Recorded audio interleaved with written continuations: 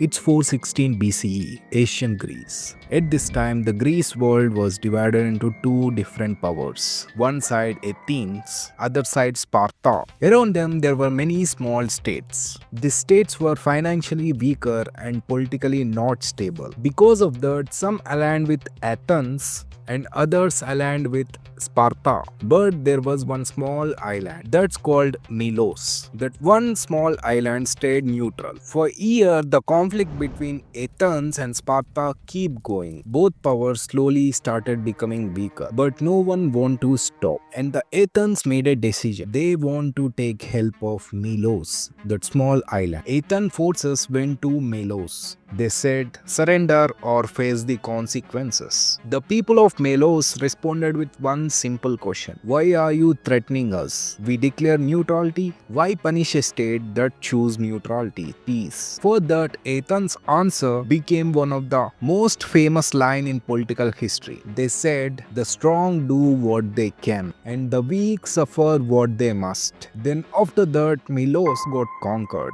Even after 2500 years, that same rule still applies in international politics. One or two superpowers dominate whole system. They left small nation with limited choices. But why does this matters today? I'm telling you this story because of one modern figure. That's American President Trump. During the Donald Trump's presidency, US moved away from usual way of dealing with other nations and began to use their powers openly. When America used their powers to directly intervene in other countries, threaten the governments and try to control strategic resources like oil, it sends a really dangerous message to world. That rules only apply for small countries. Big countries can do whatever they want to. Earlier, at least international policies were respected. But now countries like America not even respecting international rules. After World War II, all countries across the world agreed in basic principle that do not interfere in the internal affairs of the other nations. But over time, these rules got weak. And it's not only US. China behaves in Asia just like US behaves in American continent. To counter China's influence, the US only formed the alliances like Quad. When US president directly sends troops to arrest Venezuelan president and announces from now we rule the Venezuela, what meaning he is sending? He indirectly telling China, take control of Taiwan in Asia. To understand why these patterns keep repeating like 2500 years before and today as well, we need to go back to the idea that sharpened the US foreign policy. That idea was Monroe Doctrine. In this video, let's understand what is Monroe Doctrine, how United States used it to justify expansion and intervention, and most importantly, how this behavior encouraged China to capture the Taiwan. The year is 1823. The American leaders have started talking about something new. That's an American sphere of influence. At this time, many countries in South America were breaking away from the European and British rule. They were initially inspired by the United States and they want to govern themselves, just like US have done earlier. By seeing this, US President James Monroe announced a policy with a clear message. European countries should not interfere in American continent. This idea later became known as a Monroe Doctrine. At first, the Europe did not took US serious because the United States was still a young country and they don't have strong military and navy. And European powers were more interested in Asia and Africa because African and Asian countries were more profitable to the British. Over the next 2 decades, United States expanded too big till Pacific Ocean because US is protected one side with Pacific Ocean and other side Atlantic Ocean. Because of this natural positioning, the country relatively becomes safer from all directions. After US expanding in the North America, the United States began to think about become even bigger and show more influence. But there was a major problem. Unlike European powers, US don't have such a big navy force. At that time, European countries countries were controlling ocean with their strong navy fleets. And whoever controls the ocean, they control the global trade. This made US leaders realize something important. If America want to become a global military power, it need a strong fleet of navy. By the late 1800s, US got strong economic power and military power. Soon after US got the military and navy power, it started showing their dominance in Latin America. In 1898, US even fought the war with Spanish to make the Cuba independent. After this war, the United States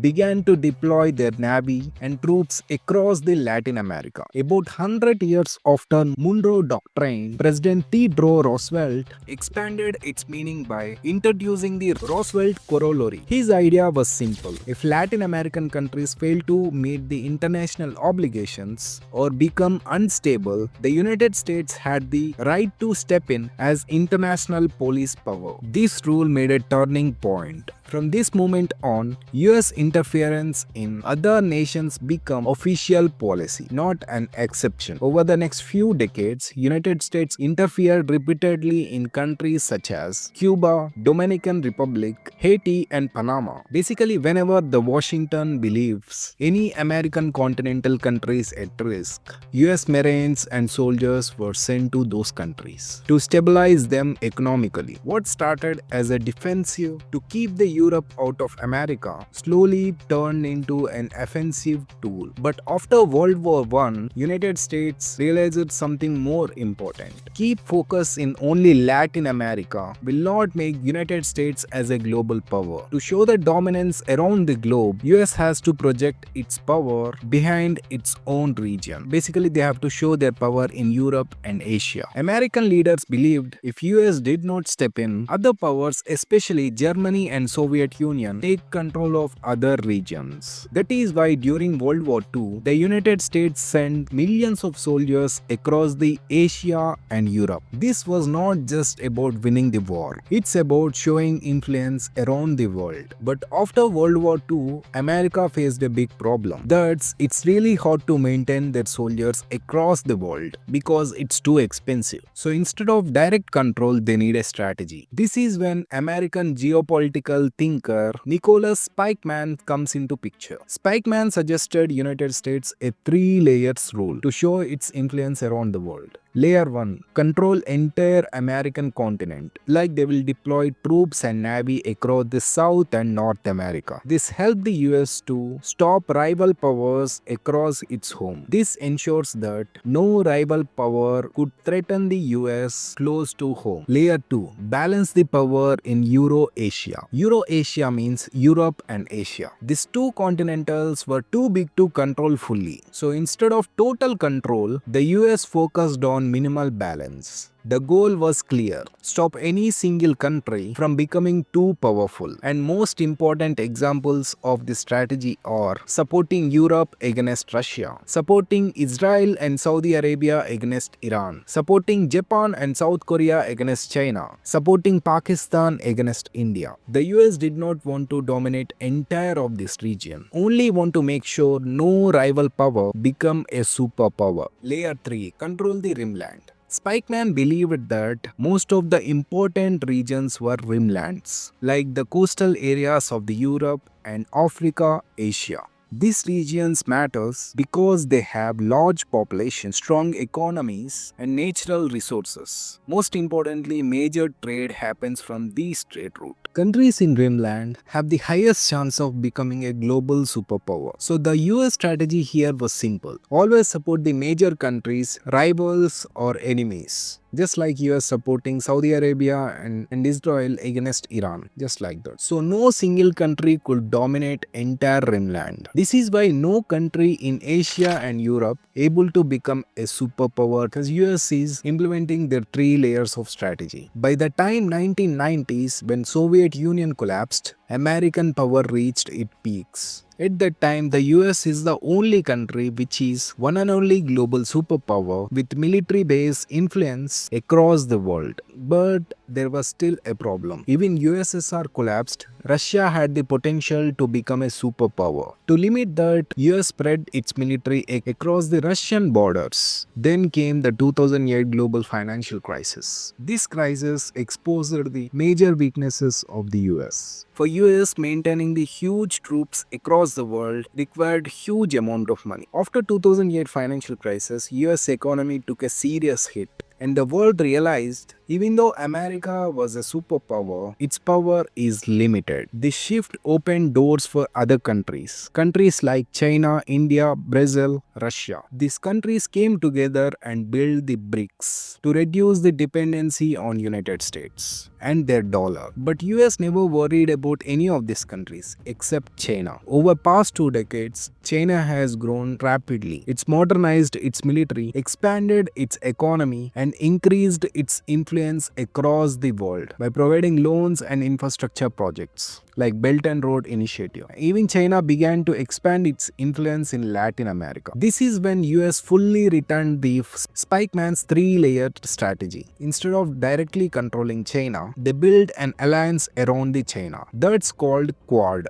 And also US increased supporting Taiwan. The United States trying too harder to contain China from all sides. But this raises a serious question. If a US president openly threatens the regime change in Venezuela, talking about control of its oil, is that really a master strategy or a big mistake? Because it's indirectly give a message to China, take control of Taiwan. When America don't follow the rules, why do China follows, right? But Trump's strategies were quite strange. Instead of fully containing the China, he negotiated a trade deal with them, damaged the long-standing alliance relations in the name of tariffs. This kind of behavior sends a powerful global signal. That's rules only applied for small countries, not like big countries like US. Just like we discussed in the beginning of the video about Athens and Sparta. Now we could see similar situations right now. Just like Athens did with that neutral island, same thing US did with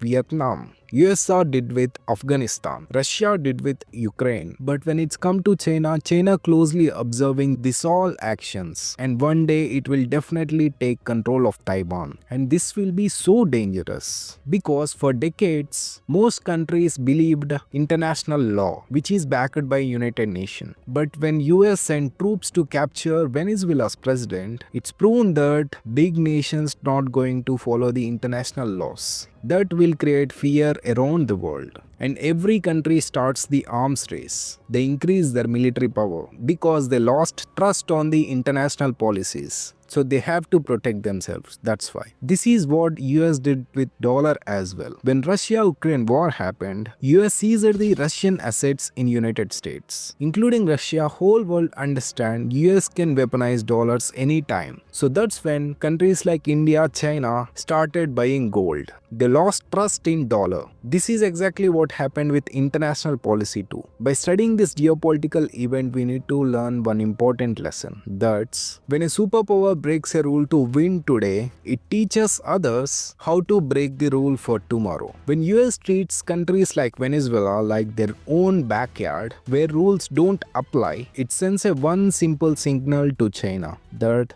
they could do the same thing in Asia. That's what I like to tell. What do you guys think? Let me know in the comment section.